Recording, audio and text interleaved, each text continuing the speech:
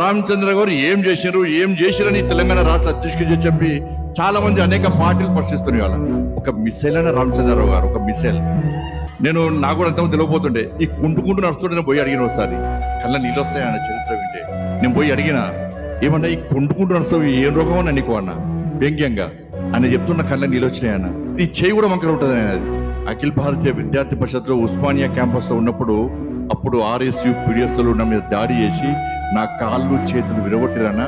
అప్పటి నుంచి ఇప్పటి కూడా కోలుకోలేని పరిస్థితిలో నేను అవస్థ పడుతున్నా. ముఖ్యమంత్రులు కావాలి, ఎమ్మెల్యేలు కావాలి, ఎంపీలు కావాలి, జెడ్పీటీసీ కావాలి, ఎంపీటీసీ కావాలి, ఇప్పుడు కోరుకుంటున్నాం మనం. కానీ ఆ రోజు అధికారులకు వస్తామని ఎవరు తెలియదు.